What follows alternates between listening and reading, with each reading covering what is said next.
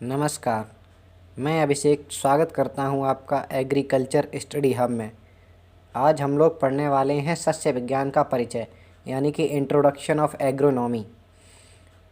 तो सबसे पहले पढ़ते हैं एग्रीकल्चर, कृषि। एग्रीकल्चर की उत्पत्ति लैटिन के दो शब्दों एग्री और कल्चर से हुई है, जिसमें एग्री का अर्थ है मृदा तथा कल्चर का अर्थ है उपयोग, यानी कि मृदा का उपयोग करना ही एग्रीकल्चर कहलाता है। अब हम पढ़ेंगे एग्रीकल्चर की शाखाएं। एग्रीकल्चर को दो शाखाओं में विभाजित किया गया है। पहला है पौध विज्ञान, दूसरा है पशु विज्ञान। पौध विज्ञान को 6 भागों में विभाजित किया गया है। पहला है सस्य विज्ञान, उद्यान विज्ञान, वन विज्ञान, आरोपित फसलें, मसालों की फसलें, सूक्ष्म जीवाणु विज्ञान। नंबर 1 है सस्य विज्ञान। सस्य विज्ञान कृषि की वह शाखा जिसके अंतर्गत फसल उत्पादन एवं मृदा प्रबंध इत्यादि क्रियाओं के सिद्धांत का अध्ययन किया जाता है, अर्थात भूमि पर उचित क्रियाएं करके उसे फसल योग्य बनाना ही सस्य विज्ञान कहलाता है। फिर आता है उद्यान विज्ञान। कृषि विज्ञान की वह शाखा जिसके अंतर्गत हम फल, सब्जी, फूल आदि के बारे में अध्ययन करते हैं, उद्यान विज्ञान कहलाता है। फिर है वन विज्ञान। वन विज्ञान कृषि विज्ञान की वह शाखा जिसके अंतर्गत हम वनों का सृजन, प्रबंधन, उपयोग एवं संरक्षण के बारे में अध्ययन करते हैं, वन विज्ञान कहलाता है। फिर आती हैं आरोपित फसलें। आरोपित फसलें वे फसलें होती हैं जिनको पौध के रूप में अन्य स्थान पर उगाया जाता है तथा फसल के रूप में दूसरे स्थान पर उगाया जाता है। मसालों की फसलों के अंदर वो सभी हमारे मसाले आ जाते हैं जिनका उत्पादन किया जाता है। और आखिरी है हमारा सूक्ष्म जीवाणु विज्ञान। तो कृषि विज्ञान की वह शाखा जिसके अंतर्गत हम जीवाणुओं की आकारिकी, पारिस्थितिक, आनुवंशिकी एवं जैव रसायन के साथ साथ उसमें संबंधित कई अन्य पहलुओं का अध्ययन करते हैं, सूक्ष्म जीवाणु विज्ञान कहलाता है। कृषि विज्ञान की दूसरी शाखा यानी कि पशु विज्ञान, एनिमल साइंस। पशु विज्ञान को 7 भागों में विभाजित किया गया है। पहला है गाय एवं भैंस पालन, दूसरा भेड़ एवं बकरी पालन, तीसरा मत्स्य पालन, चौथा मुर्गा, बतख एवं तीतर पालन, फिर है मधुमक्खी पालन, उसके बाद रेशम कीट पालन, उसके बाद लाख उत्पादन। अब हम पढ़ेंगे सस्य विज्ञान के महत्व यानी कि इम्पोर्टेंस ऑफ एग्रोनॉमी। इसमें से पहला है अन्न की समस्या का समाधान। अन्न उपलब्धि के बढ़ते हुई जनसंख्या के युग में सघन कृषि द्वारा ही संभव है।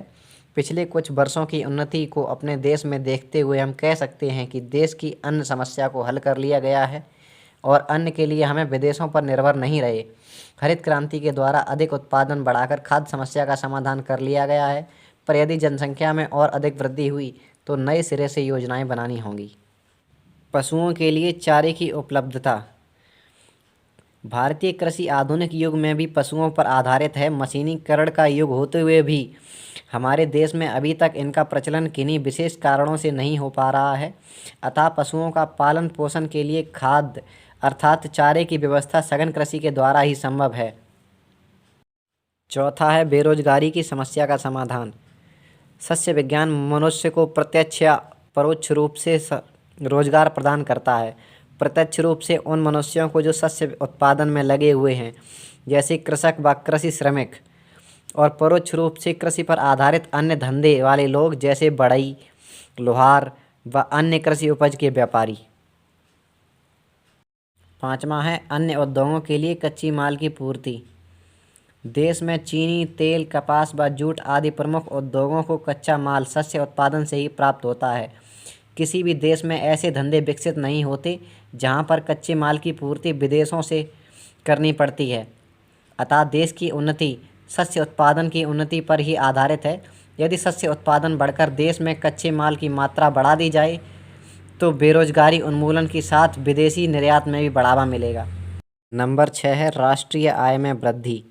फसलों के उत्पादन से कृषक की आय में वृद्धि होती है। इसके अतिरिक्त कृषि उत्पादन से विभिन्न करों के रूप में प्रांतीय एवं केंद्रीय सरकार की सहायता भी आधारित है, जैसे मालजुगारी, कृषि आयकर, सिंचाई कर व उत्पादन कर इत्यादि।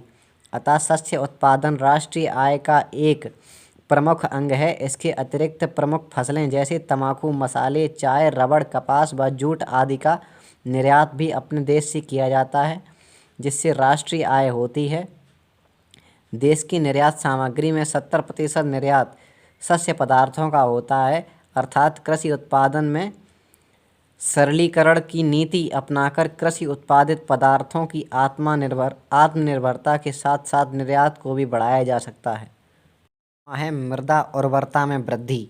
वैज्ञानिक तरीके से हम फसलों को भूमि पर उगाकर उसकी उर्वरा शक्ति का संरक्षण एवं वृद्धि भी करते हैं। जैसे फसल चक्र अपनाकर दो दाल वाली फसलों को उगाकर हम बीच बीच में भूमि की उर्वरता बनाए रखते हैं। इसके अतिरिक्त मृदा में जीवाश्म पदार्थ, मृदा क्षारीयता, मृदा संरचना व मृदा अपरदन को नियंत्रित करके सफल फसल उत्पादन करते हैं। नंबर 2 है वस्त्र की समस्या का समाधान। मनुष्य की 3 मुख्य आवश्यकताओं भोजन, वस्त्र व मकान में वस्त्र पूर्ति का स्थान दूसरा है, जिसका समाधान हम रेशे वाली कई फसलें जैसे जूट, कपास व सनई इत्यादि उगाकर करते हैं। चौथा है बेरोजगारी की समस्या का समाधान। सस्य विज्ञान मनुष्य को प्रत्यक्ष या परोक्ष रूप से रोजगार प्रदान करता है। प्रत्यक्ष रूप से उन मनुष्यों को जो सस्य उत्पादन में लगे हुए हैं, जैसे कृषक व कृषि श्रमिक, और परोक्ष रूप से कृषि पर आधारित अन्य धंधे वाले लोग जैसे बढ़ई, लोहार व अन्य कृषि उपज के व्यापारी। पाँचवा है अन्य उद्योगों के लिए कच्ची माल की पूर्ति। देश में चीनी, तेल, कपास व जूट आदि प्रमुख उद्योगों को कच्चा माल शस्य उत्पादन से ही प्राप्त होता है। किसी भी देश में ऐसे धंधे विकसित नहीं होते जहां पर कच्चे माल की पूर्ति विदेशों से करनी पड़ती है। अतः देश की उन्नति शस्य उत्पादन की उन्नति पर ही आधारित है। यदि शस्य उत्पादन बढ़कर देश में कच्चे माल की मात्रा बढ़ा दी जाए तो बेरोजगारी उन्मूलन के साथ विदेशी निर्यात में भी बढ़ावा मिलेगा। नंबर 6 है राष्ट्रीय आय में वृद्धि। फसलों के उत्पादन से कृषक की आय में वृद्धि होती है। इसके अतिरिक्त कृषि उत्पादन से विभिन्न करों के रूप में प्रांतीय एवं केंद्रीय सरकार की सहायता भी आधारित है, जैसे मालजुगारी, कृषि आयकर, सिंचाई कर व उत्पादन कर इत्यादि। अतः शस्य उत्पादन राष्ट्रीय आय का एक प्रमुख अंग है। इसके अतिरिक्त प्रमुख फसलें जैसे तंबाकू, मसाले, चाय, रबड़, कपास व जूट आदि का निर्यात भी अपने देश से किया जाता है, जिससे राष्ट्रीय आय होती है। देश की निर्यात सामग्री में 70% निर्यात शस्य पदार्थों का होता है, अर्थात कृषि उत्पादन में सरलीकरण की नीति अपनाकर कृषि उत्पादित पदार्थों की आत्मनिर्भरता के साथ साथ निर्यात को भी बढ़ाया जा सकता है। मृदा उर्वरता में वृद्धि। वैज्ञानिक तरीके से हम फसलों को भूमि पर उगाकर उसकी उर्वरा शक्ति का संरक्षण एवं वृद्धि भी करते हैं। जैसे फसल चक्र अपनाकर दो दाल वाली फसलों को उगाकर हम बीच बीच में भूमि की उर्वरता बनाए रखते हैं। इसके अतिरिक्त मृदा में जीवाश्म पदार्थ, मृदा क्षारीयता, मृदा संरचना व मृदा अपरदन को नियंत्रित करके सफल फसल उत्पादन करते हैं। अगला है शस्य उत्पादन से अन्य घरेलू आवश्यकताओं की पूर्ति। खाद्य एवं वस्त्र पूर्ति के अतिरिक्त अन्य आवश्यकताएं जैसे ईंधन व तेल आदि की पूर्ति भी शस्य विज्ञान के उत्पादन से ही होती है। वह अंतर्राष्ट्रीय ख्याति। कुछ विशेष फसलों के उत्पादन से अपने देश को अंतर्राष्ट्रीय प्रसिद्धि भी है, जिसमें से चाय, गन्ना, कपास व तिलहन की मुख्य फसलें हैं। आखिरी है रहन सहन के स्तर में वृद्धि। शस्य उत्पादन से मनुष्यों की आय बढ़ती है, जो कि उनके रहन सहन के स्तर को ऊंचा करती है। इस प्रकार सामूहिक रूप से देश की जनता के रहन सहन का स्तर ऊपर उठता है।